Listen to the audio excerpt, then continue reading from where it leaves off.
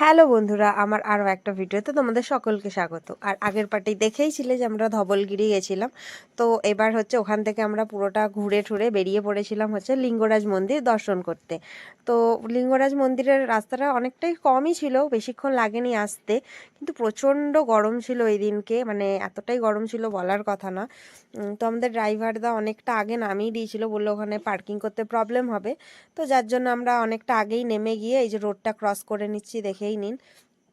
তো তারপরে এবার পুজো দেওয়ার জন্য এখানে সমস্ত কিছুই পাওয়া যায়, দোকানপাট প্রচুর আছে, কিন্তু আমরা যেহেতু খাওয়া দাওয়া করে গেছিলাম বলে আমরা আর পুজো দেওয়ার এই করিনি। এটা হচ্ছে মেন মন্দিরের গেটটা। তো এবার ভেতরে হচ্ছে মোবাইল অ্যালাউ করে না।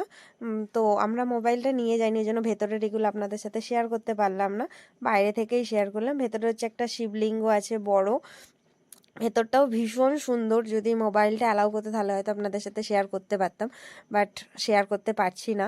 তো তারপরে ওখান থেকে চলে এসেছিলাম হচ্ছে উদয়গিরি খণ্ডগিরিতে। তো উদয়গিরিতে এটা অ্যাকচুয়ালি আমি জানি না এটা উদয়গিরি না খণ্ডগিরি, লেখা রয়েছে একটা, ওখানকার লোকেরা বলছে না এটা ওই ওটা ওই। তো যাই হোক, আমি জানি না, এই বিতর্কে আমি যেতেও চাই না। তো যাই হোক, উদয়গিরি হোক বা খণ্ডগিরি হোক, তো অনেকটা খাড়াই ছিল। তো আমার মা বাবা এরা কেউ ওঠেনি, কারণ এনারা এতটাই বয়স হয়েছে, ওনারা পারবেন না এতটা খাড়াই উঠতে। তো আমরা তিনজনেই উঠেছিলাম এইখানটাতে। আর এতটাই গরম ওই দিনকে, ভীষণ কষ্ট হচ্ছিল। এই যে রডগুলো ধরছিলাম ওগুলো প্রচণ্ড গরম হয়ে গেছিলো।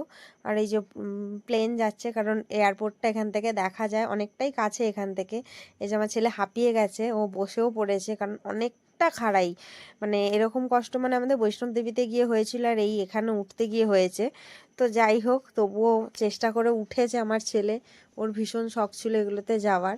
আর এই যে দেখতেই পাচ্ছেন আমাদের জাতীয় পতাকা উড়ছে। তো ওটার ক্লিপ না নিলে কি হয়, ওই জন্য ওটারও একটা ক্লিপ নিয়েই নিলাম।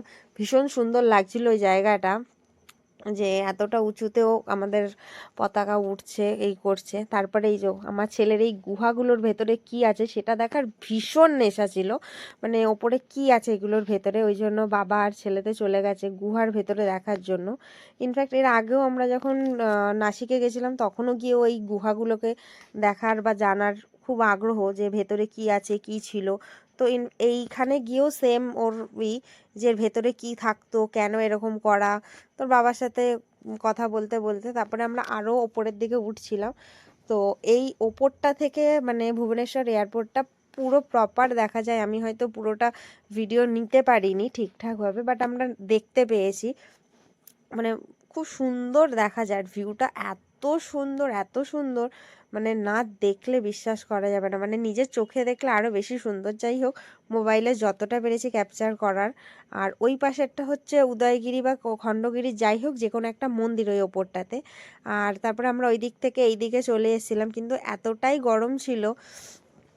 তো আমার ছেলের সাথে আমার হচ্ছিল যে ওদিকে যাব কি যাব না এই নিয়ে, কিন্তু গরমে এত কষ্ট হচ্ছিল, তো ওই জন্য ও বলল ও ওদিকে যেতে চাইছিল, বাট আমার ইচ্ছে ছিল না, এতটা গরমে ভীষণ কষ্ট হচ্ছে। তো ওই কারণে আমরা আর যাইনি ওদিকটাতে, মানে কিছুটা উঠে আবার নেমে চলে এসেছি। তো যাই হোক, আনন্দ করেছি ওখানটাতে, ছেলেও ভীষণ আনন্দ করেছে। তারপরে এই জায়গাগুলোতে একটু এদিক ওদিক ঘুরে, মানে ওপর দিকে ওঠার চেষ্টাই করিনি, কারণ আরও বেশি কষ্ট হবে। তো তারপরে আমরা নিচের দিকে নেমে চলে এসেছি, কারণ আর পারছিলাম না বলে ওপরে। তো নামার সময় অতটা কষ্ট হয়নি, বাট তাড়াতাড়ি নামতে পেরেছি। তো আজকের ভিডিওটা আমি এখানেই এন্ড করছি। তো নেক্সট পার্ট দেখার জন্য অবশ্যই আমার চ্যানেলটাকে লাইক, শেয়ার অ্যান্ড সাবস্ক্রাইব করে রেখো, যাতে আমার পরের পরের নেক্সট এটা দেখা যাবে। তো কমেন্টও করো কেমন লাগছে আমার ভিডিওগুলো। টাটা।